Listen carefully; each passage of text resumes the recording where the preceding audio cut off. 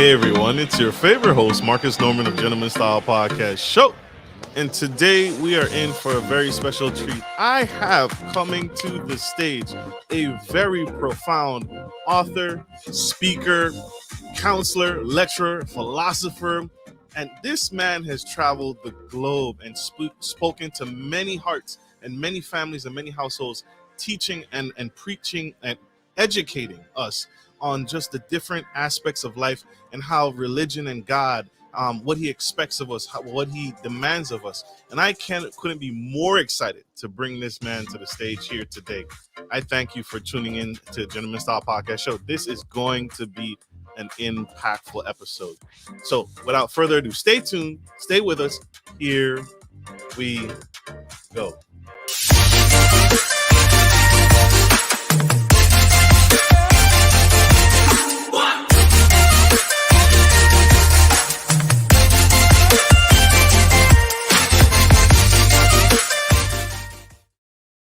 Welcome to the Gentleman Style Podcast Show. If you are tuning in, I'm your favorite host, Marcus of Gentleman Style Podcast. And I have coming to the stage world-renowned speaker, mentor, educator, counselor, and lecturer, Rabbi Manis Friedman. He combines ancient Torah wisdom with modern wit to captivate audiences around the world. He hosts his own critically acclaimed cable television series, Torah Forum, syndicating throughout North America, and is known as YouTube's most popular rabbi. This man's wisdom expands topics such as relationships, God, family, and everything that the core of what my show speaks to. And so help me welcome to the stage, without further ado, Rabbi Manis Friedman.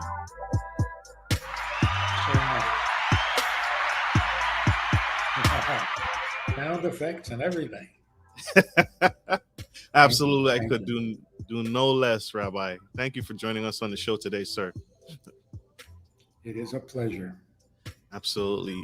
Rabbi, I wanted to start off first. You speak to a number of different topics. You have over hundreds of thousands of subscribers on YouTube and across the globe that listen to your every word, sir. But I wanted to talk, what is one thing that you do every day that really sets the tone for the rest of your day and allows you to know that this is going to be a great day? Depends on who I talk to first in the morning. Will either depress me or inspire me. It's one of the two, right? That's true. That's a good point. Talking to friends, family, or business associates or coworkers, that definitely tends to change the trajectory of our happiness. So you've spoken to this. Is true happiness possible? Is true happiness attainable, Rabbi? It must be. We all need it. We all want it. It's got to be attainable. But you can't pursue it. You know, the pursuit of happiness, very misleading. You can't pursue it.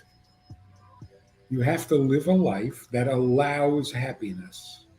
But you can't grab happiness by the throat. So the way we go about it is to get to the happiness, you increase, which is doable, you increase your enthusiasm. Be a little more enthusiastic about what you're doing.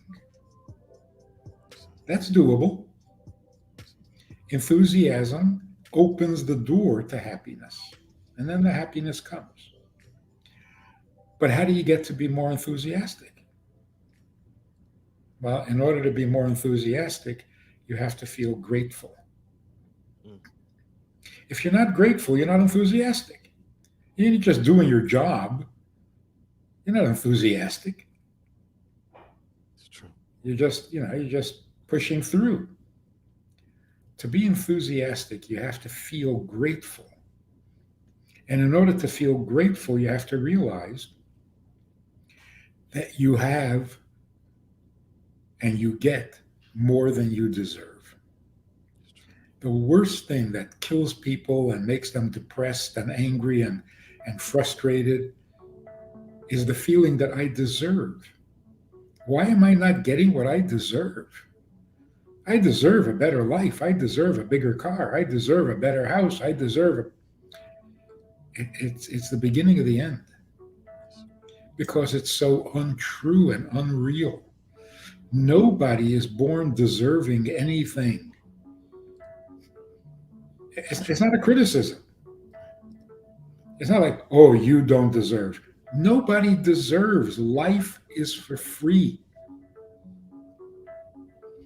You grow up and you don't die and get, that's for free. You didn't deserve that. So every day of life is a gift. You haven't earned it. You can't demand it. You certainly can't demand more. Well, you gave me life, now give me a car. Mm. Mm-hmm. So if you think deserving, you're beginning to become depressed. And if you listen to the commercials, they're so bad. Almost every commercial. You should buy this product. You should get this service. You should use this machine because you deserve. I think you'll appreciate this. There's a hair product. And the commercial is, use this hair product because you deserve beautiful hair. What do you do to deserve hair? I can't even imagine. Like, yeah, I want hair. What should I do?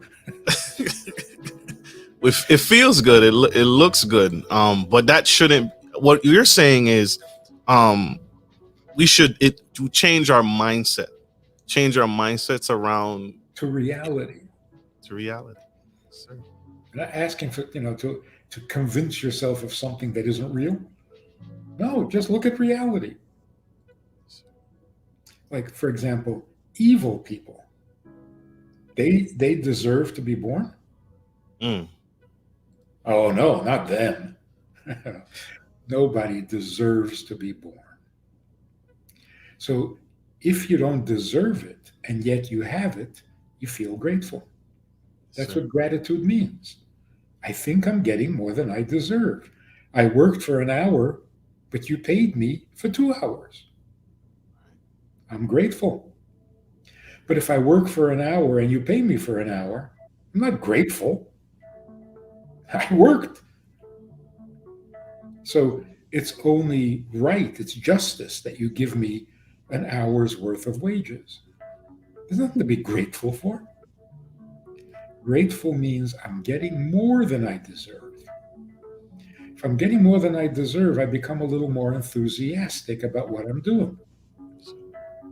If I become a little more enthusiastic, happiness follows.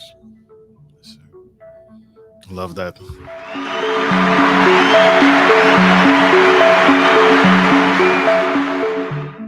Rabbi, you touch on a very sensitive topic, and you speak to this, and you mentor to this, and you give insight where knowledge is lacking for most.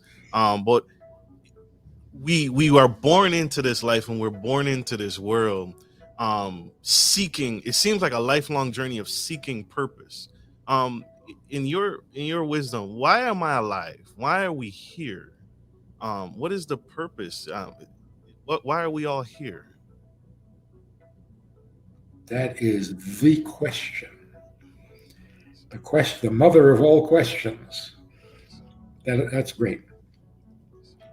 The good news is that for some reason, today, like in the last 2 years, that question has become urgent and popular, and everyone is asking it. Children are asking it, which I think is a good thing. We've neglected it. We've ignored it for a long time because we were busy. We had places to go. We had things to do. Our schedule was full. You got to go here, go there. You got to have all these experiences. We thought we were alive. Now it turns out, no, we were just busy. COVID forced us to slow down. There were no sports events. There were no nightclubs to go to. There were no parties. You couldn't even go to work You didn't go to school. You didn't go shopping. I mean, everything we thought life was stopped. And we're still alive. So now we're asking ourselves, so what is life? So why am I here? The result is we turn towards family because we were at home with the family. We suddenly started to appreciate having a family. That is so much healthier. So the experts were saying, if we're going to be quarantined, if we're going to be locked in at home, there's going to be such an increase in divorce, children and parents stuck in the house together. Get the body bags ready. It happened a little bit, but for most people, pleasantly surprised. I actually like being home with my kids. The kids certainly like being home rather than go to school. And couples who are on the verge of divorce suddenly realized, hey, we need each other. We don't want to be without you. So, getting back to your question, why am I here? It's a big question, but it's a very real. It's not philosophy. It's not religion. It's not spiritual. It's me. I am here. Why? Here's the good news. We're born very needy. An infant is very needy, very dependent, can't do anything for himself. So I need you to do this for me. I need you to do that for me. I need to eat. I need to be diapered. I need to be educated. I need to be protected. All about me. Me and my needs. It turns out, and it took us thousands of years to discover this, it turns out that having needs is unnatural and therefore depressing. Actually, we shouldn't feel needy at all. What we should feel is needed. If we were intelligent at the moment we were born, imagine you come into the world and you're thinking, you're intelligent, and you ask yourself, how did this happen? Hey, I didn't ask for this. Nobody asked me. Do you want to be born? Nobody asked me. And if they had asked me, I would have said, no, I don't need this. I don't need to lie here crying in my crib, waiting for someone to come bring me some food. Otherwise, I'm in pain and I'm frightened. I don't need this. Who did this to me? In other words, I don't need to be here, and yet I am here. That means that somebody needs me here. So it's not my need. Somebody else needs me. And it's not my mother and father, because when they were born, they had the same problem. They didn't ask to be born. They don't know why they came into this world. It wasn't their own project. They're here because they're needed. If you think about it for a moment, it is so healthy. I am not needy because I don't even need to be alive. Leave me alone. I'm not suicidal.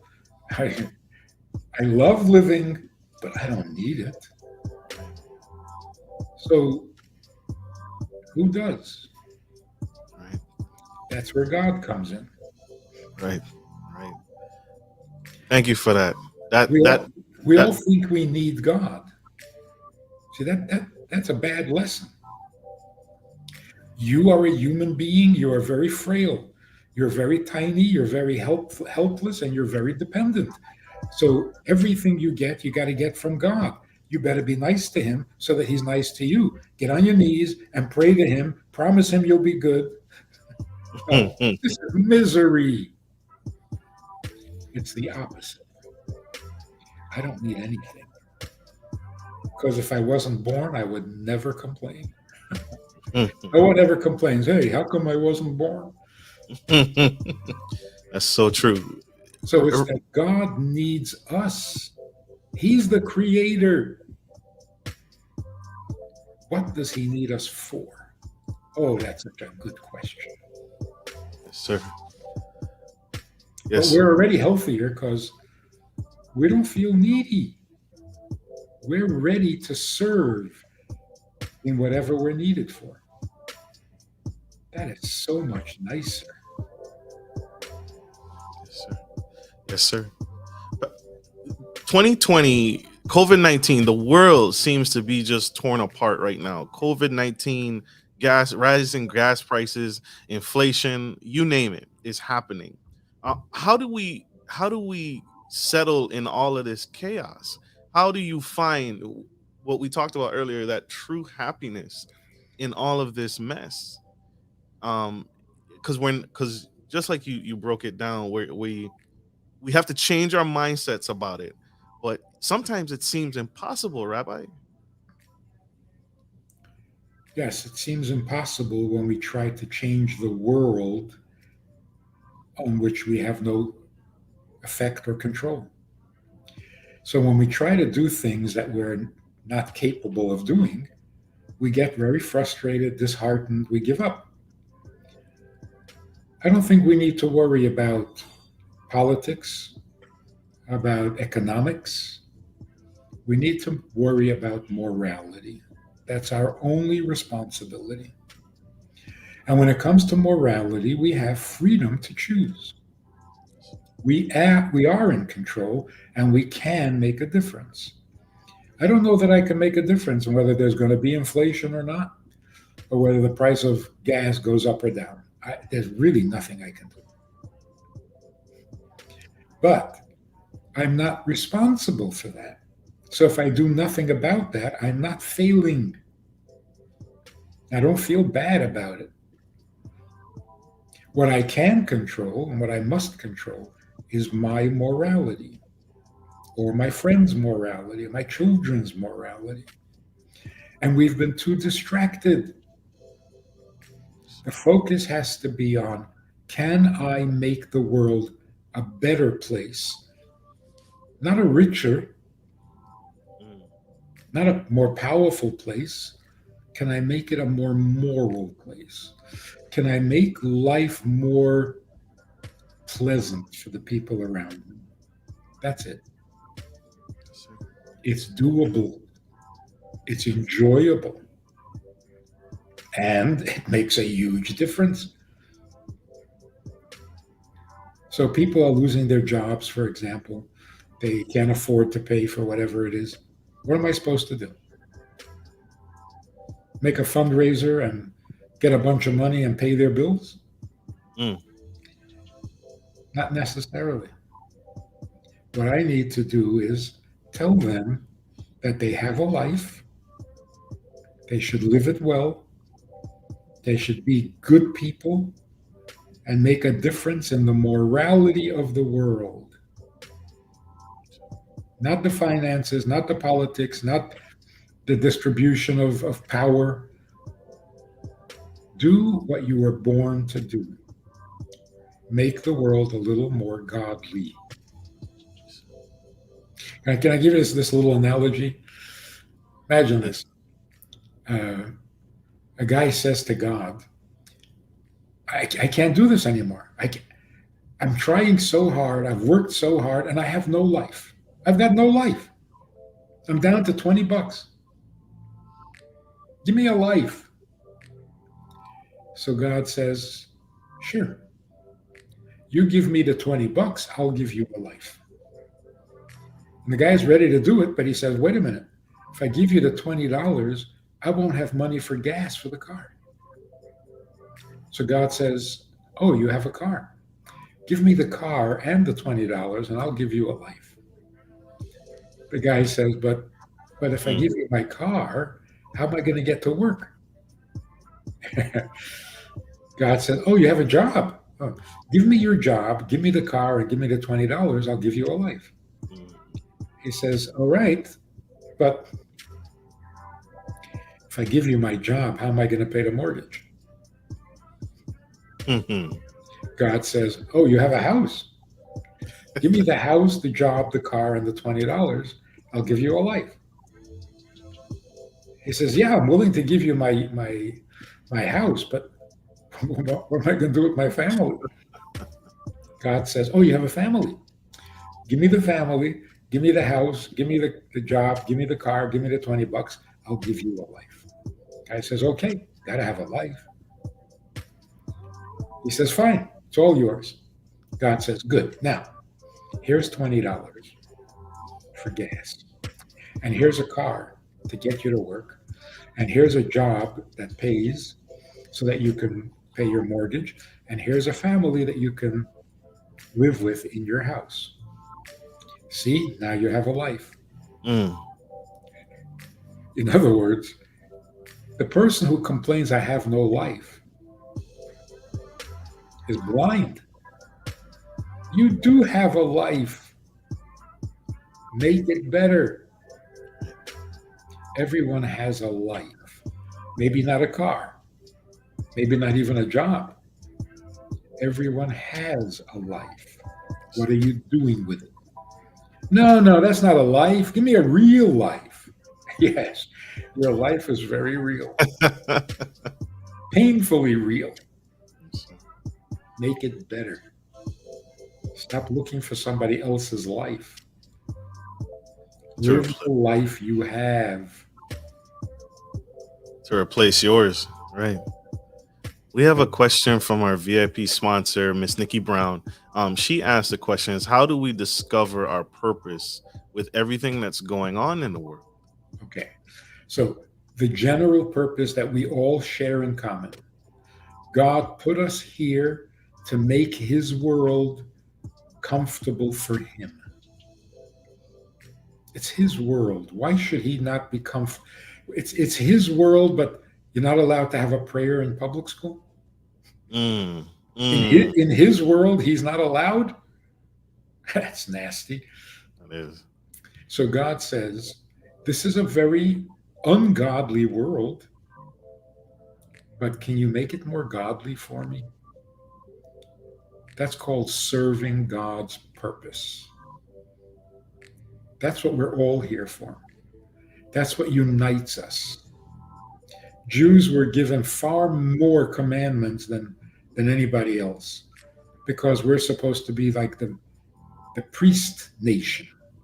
So you get to do more stuff. But everybody is doing the same thing. Jews through Judaism, everybody else through their own religion. What are you doing? You're serving God, not having him serve you. But religion has kind of lost its way. All the emphasis is on what God will do for you. It's not nice. And it's depressing, because it keeps reminding you that you're so needy and you're so vulnerable and you're so dependent. No.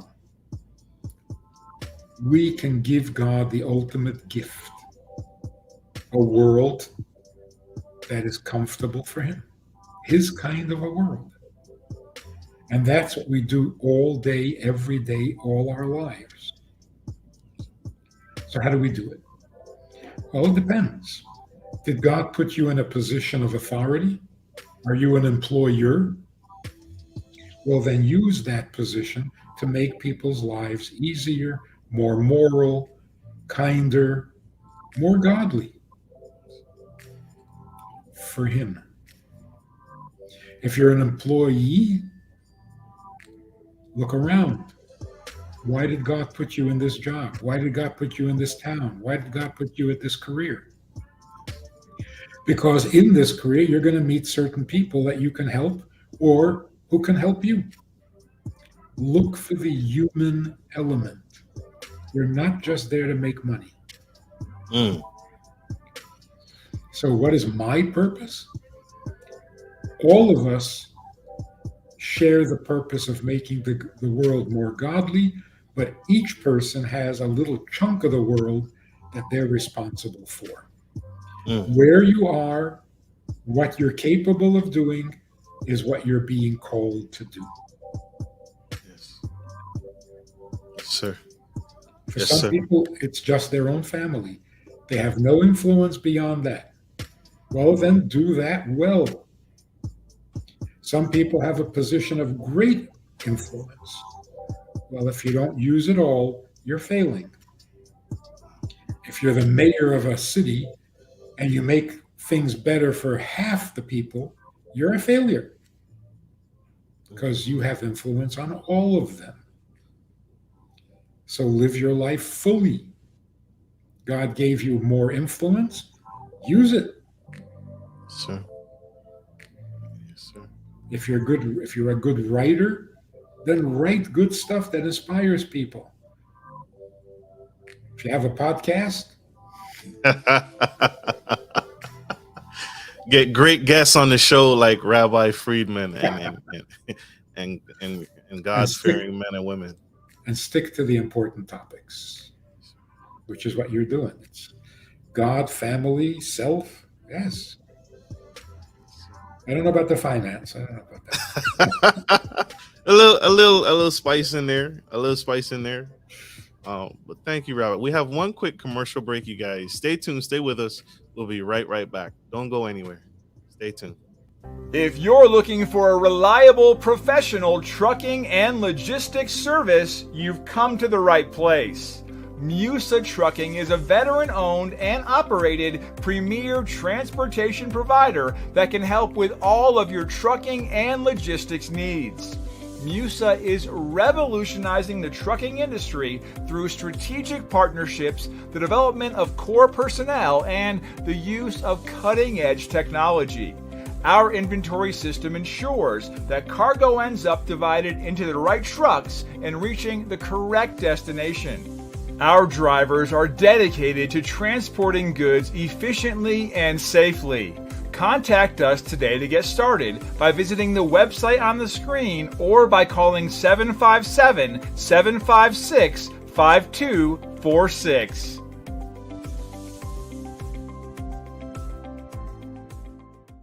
I'm Marcus Norman, bringing fresh vibes to hot topics surrounding culture, relationships, business, finance, sex, dating, faith, and everything in between. Whether you're into passive income opportunities, trending topics and useful relationship tips, or dynamic guest speakers, there's something for everyone. You can expect all that and more every week. If you're down with this content, then consider joining our growing community by subscribing to Gentleman Style Podcast and smash the bell to get on our VIP list. Your support means the world. Thanks for watching. Link to my channel.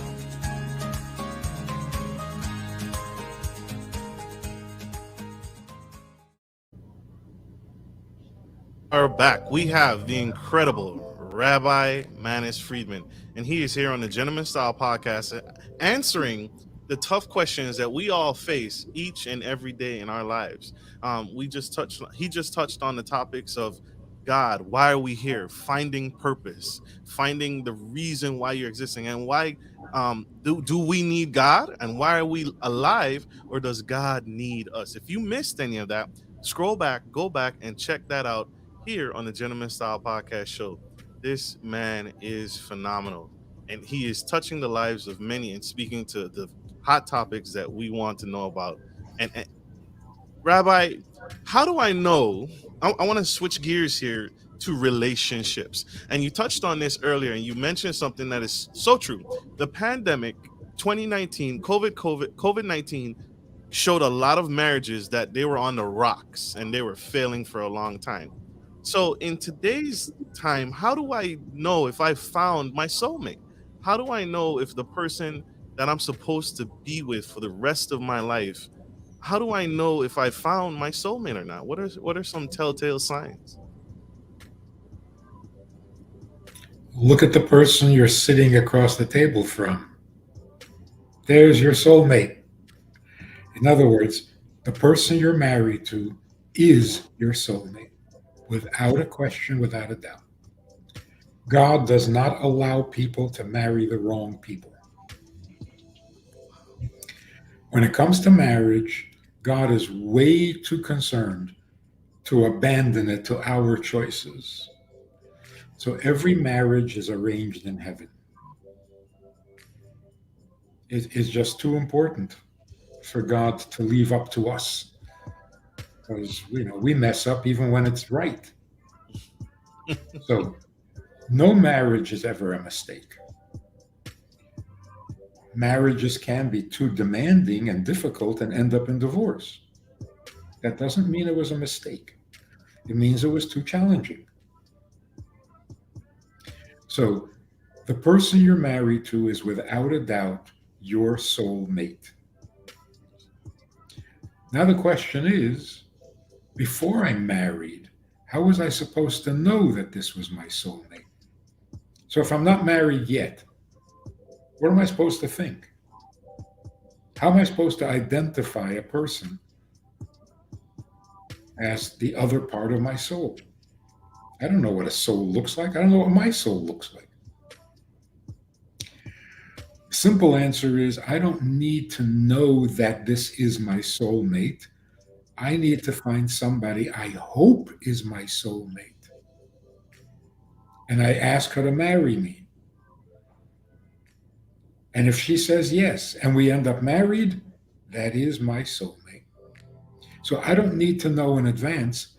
I just need to know that I want her to be my soulmate.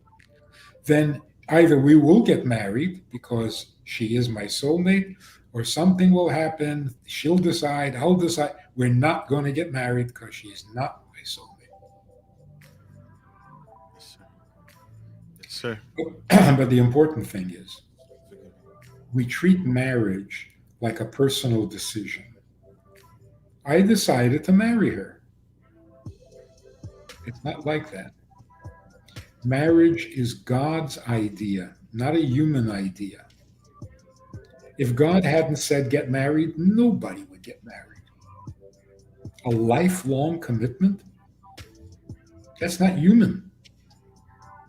It's superhuman. So we get married only because God asked us to,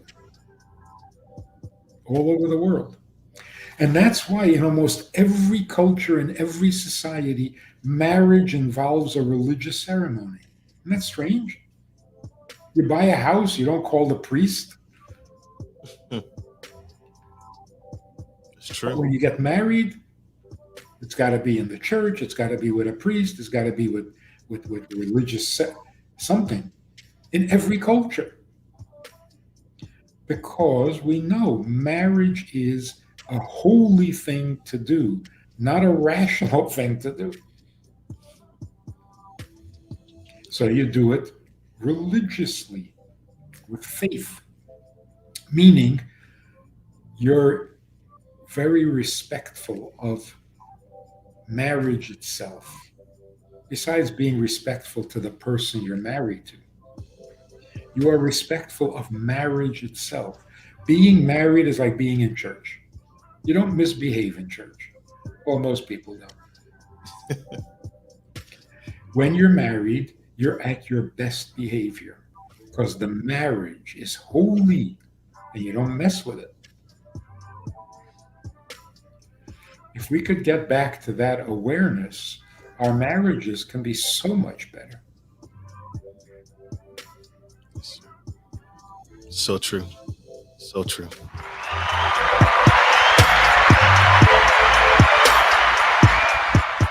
Let me give you one very practical suggestion. Please. And I think this could change the entire atmosphere at home.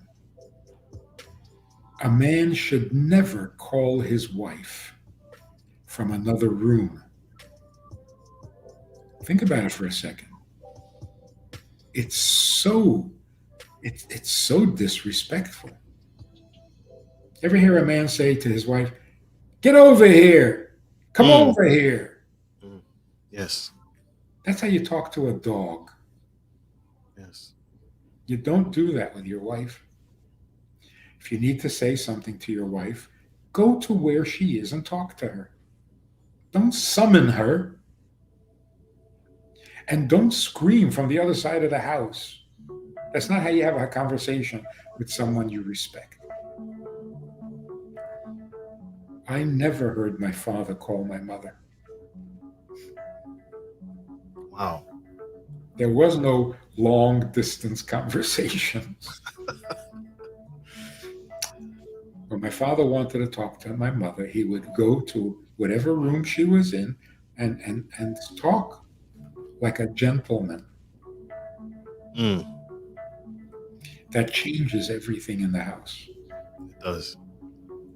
It's respect. It's a mutual understanding, a mutual, you're my partner, you're not my servant or my dog. Rabbi, you bring that up, and one of the unique topics, you spoke about this on television 2 years ago, but it's the same reason, what you're alluding to is the same reason why you speak about intimacy and why you don't shake anyone's hand. There's a woman's hand. A woman's hand. Can you touch on that for my audience, because it's so important and it's so profound about the marriage and intimacy. You want me to touch on it? Can you speak on no pun intended? Please. You see, by rights, in a normal world, any physical contact between a man and a woman that isn't medical, if it's friendly, then it's intimate. There's an intimacy there. Touch is a very intimate thing. You hear about it all the time from psychologists, how a baby needs to be held, a baby needs to be touched. Yes, touch is a very significant thing. But for some reason, the experts in our society are trying to convince us that a touch is innocent and meaningless. It's just polite. So you shake hands just to show that you're not dangerous. It's not intimate, it's not friendly, it's just a gesture. But that's not true. I know you shake somebody's hand just to be polite, but they hold your hand, the person you're shaking hands with holds your hand 2 seconds longer than necessary, and all of a sudden, it's creepy. What happened? It's just a handshake. It's not just a handshake. Contact, physical contact, touching each other is meaningful. Don't try to fool Mother Nature. So if it's meaningful, then it should be done with meaningful intention. We're going to be intimate here for a moment. Do you really want to be intimate? Should we be intimate? A man walks into a woman's office and closes the door. And the woman says, no. I have no intentions of being intimate with you. He says, no, I don't want to be intimate. But you closed the door. That's intimate. Now we're alone in a room. Is that not intimate? Well, if that's not intimate, I don't know. You've become too callous, too dulled. Being alone together in a room is intimate. And I don't know that we should be intimate. I don't know that I want to be intimate with you. So we're careful. Never touch if you're not intending to be intimate. Never be alone in a room if you don't intend to be intimate. Not because you're going to do something more, but because the aloneness itself is an intimacy. You can't fool Mother Nature. So I got to tell you this quick story. I counsel women, and we had this program where about 40 women were spending 3 weeks in a crash course on Judaism and so on. This was back in the 70s. And there was this one woman there who was a feminist, And because she was a feminist, she neglected herself. She didn't want to play this game, of artificial makeup and beauty and contest. And so she really, really neglected herself. Just to prove that she's not part of the bourgeois society. But she neglected herself so badly that the other hippie women wouldn't share a room with her. Wow.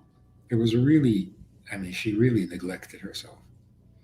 Anyway, she needed to talk privately, so we went into the little room that I had as an office. She was sitting near the door. She closed the door. I said, leave the door open just a crack. She said, why? I said, because a man and a woman should not be alone in a room together. She started to sob. She was crying bitter tears. I thought I offended her, but that wasn't it. When she finally calmed down, she said, that's the first time anyone has treated me like a woman.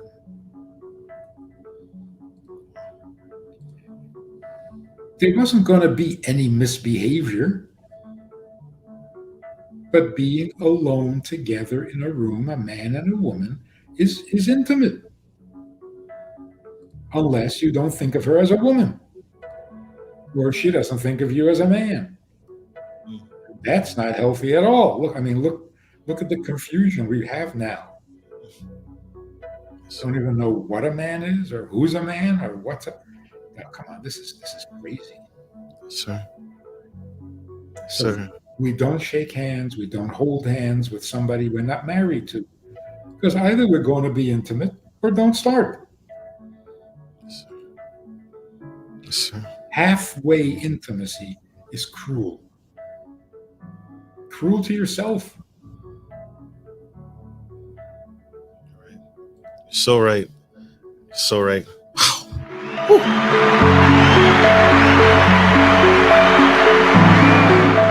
Rabbi, I wanted to wrap things up with this final question. What happens to our loved ones? What happens to our souls when we depart this earth and our physical bodies are no longer functioning? Well, first of all, the soul is really you. The body is not you. Every experience you ever had, every memory, every feeling, it's all the soul. The soul is what feels and thinks and reacts and remembers. So when we say the soul doesn't die, it means the person doesn't die. See, it's not like when you go to heaven, you become an angel and all angels are alike. It's not like that. You remain you. Same memories, same relationships, same aches and pains, same pleasures and agonies. It's all you. So, for example, if you had a good sense of humor while you were alive, you still have one after you die. You can take a joke. If you didn't have a sense of humor when you were alive, you don't have one when you die either, because you've remained the same person. The only thing that changes is that there is no evil. No evil feelings exist anymore. But personality traits, character traits, they don't change. That's what we mean that the soul doesn't die. It doesn't become a generic angel. It remains you, which means you are still your parent's child, you are still your child's parent, you are still related or soulmates with your spouse. The relationship never ends. Sir.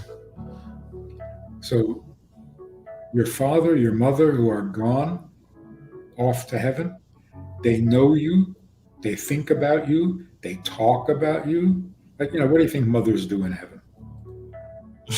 Whisper in your ear not to do something? No, they talk to each other about their children. What else have they got to talk about? And yes, they worry about you and they try to lobby for you. They're parenting you, but from a distance. So life never ends. Life never ends. Death will eventually end. There will come a time when we will just stop dying. Because, what's the point? What's good about it? Nothing. So life is permanent. Death is temporary. Because imagine, how depressing is it? Life is where everything happens. Life is where all the excitement is. Life is where all the meaning is. Life is where all the purpose is. Oh, but that's just for a little while. But death, where nothing happens, that's forever. Mm. That is a very negative attitude. Yes. That itself is depressing. Makes no sense. What is meaningful, exciting, and full of purpose, that's just for a couple of years.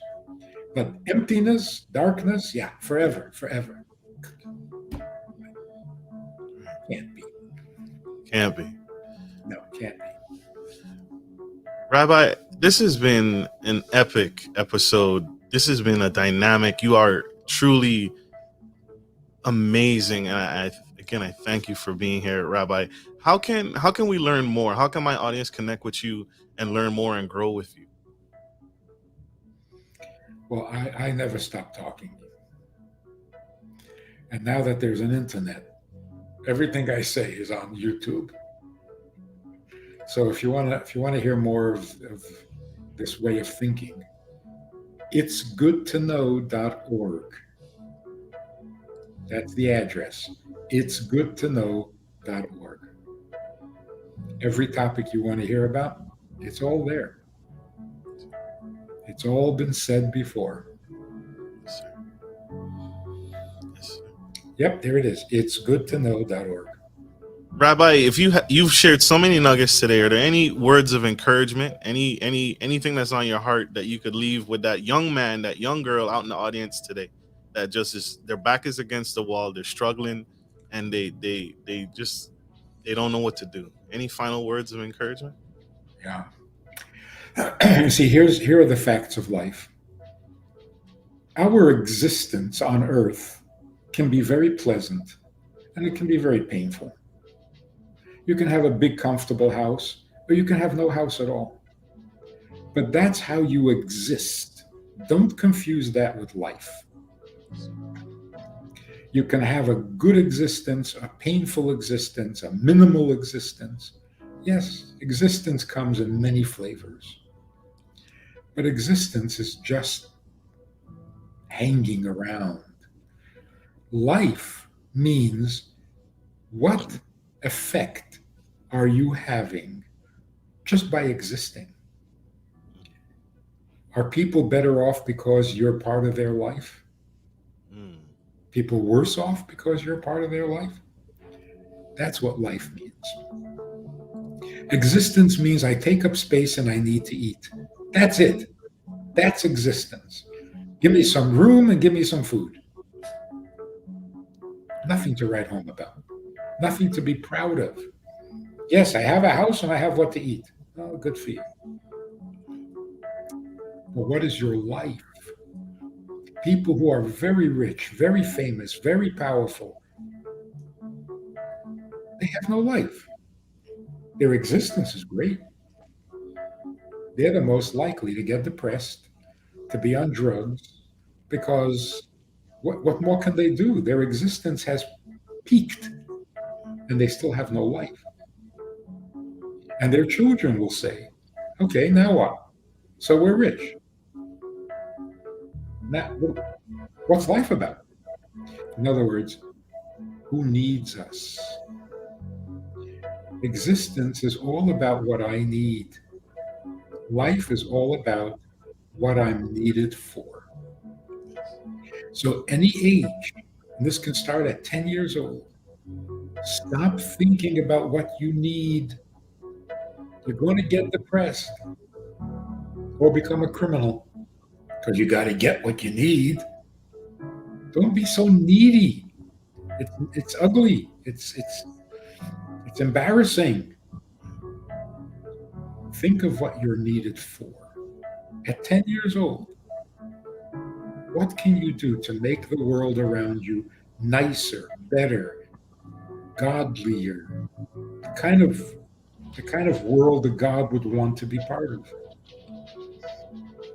There, it's never bad. Life can never be bad.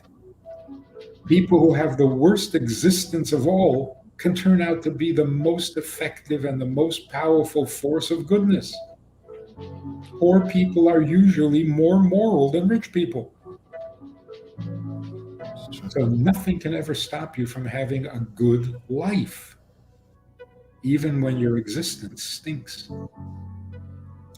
So that bumper sticker, life stinks and then you die? Right, yes. Life never stinks. Life is the opportunity to do good. How can that go bad? Guy in jail. What is this? Oh, I know. Yeah, I gotta go. Rabbi, I thank you. Pleasure. Sir. I thank you, Rabbi. Thank you for being here on the Gentleman Style Podcast Show. It's an honor to have you, sir. You are a true, amazing hero, and you are incredible. And I thank you for everything you've done and said here on the show today. You're very welcome. Thank you for the opportunity. Yes, sir. Absolutely. And I want to thank you all, my audience, for tuning in to the Gentleman Style Podcast Show. I hope this has been helpful. I hope this has been encouraging and enlightening and shown you that there is a way, there is a light forward. And I want to say this to you, Rabbi. I want to say this to you publicly. Thank you for everything you've done. Thank you for being here. Thank you for giving back and giving of your time to share with us. I hope you have a phenomenal day. Don't ever give up. We need you. We need what you're doing. Well, I hope this message was helpful to my audience. I hope this was impactful. I hope you all learned something today. And if you need to get in contact with Rabbi, please don't hesitate to reach out to him on his website or reach out to me on the show. This is Marcus Norman. Like I always end every show, take care of your friends, take care of your family, and always, take care of business. This is Marcus Norman, your favorite host, Gentleman Style Podcast Show, signing off. Love you guys. Bye.